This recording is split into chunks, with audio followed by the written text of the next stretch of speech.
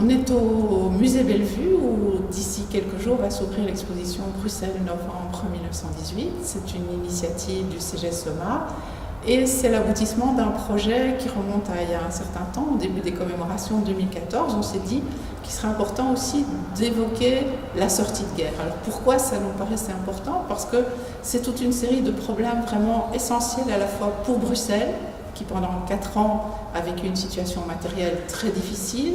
À partir de l'automne, on voit arriver des milliers de réfugiés, ils représentent jusqu'à 10% de la population. Et c'est aussi un moment important pour l'ensemble du pays.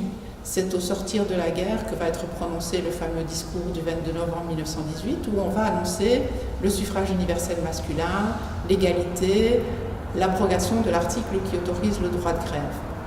Ce que je voulais en montrer aussi, c'est que la fin de la guerre, ça ne signifie pas tout de suite la paix.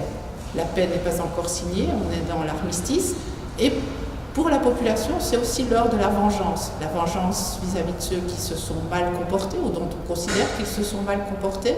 C'est aussi l'heure où on dénonce les Allemands. La haine contre les Boches est véritablement omniprésente. C'est un moment de joie, la guerre est finie. C'est aussi pour d'autres un moment de deuil et de tristesse. On apprend la mort de proches, on n'a plus de nouvelles d'eux. Et donc là aussi, comment faire sens à ce qui vient de se passer? La ville va se couvrir de monuments, de noms de rues qui vont évoquer cette guerre qui a à jamais bouleversé la Belgique et qui marque véritablement son entrée dans le XXe siècle.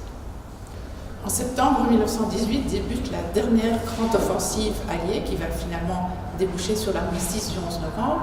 Et ça signifie que pour toute une série de régions, les civils vont encore une fois être obligés de fuir, comme ils avaient déjà dû fuir en 1914.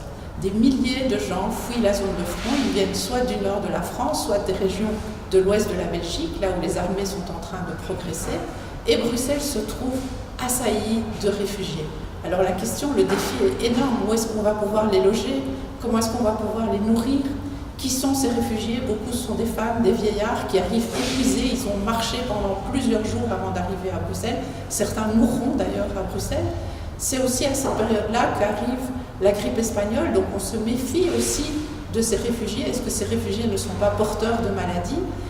En même temps, il y a à la fois des gestes de solidarité, il y a des Bruxellois qui vont donner ce qu'ils ont encore. C'est l'idée que ce geste est aussi une forme de patriotisme que d'accueillir ces réfugiés, tandis que d'autres sont beaucoup plus méfiants et ont des attitudes beaucoup plus hostiles. Donc vraiment une palette de comportements humains dans ce Bruxelles de novembre 1918.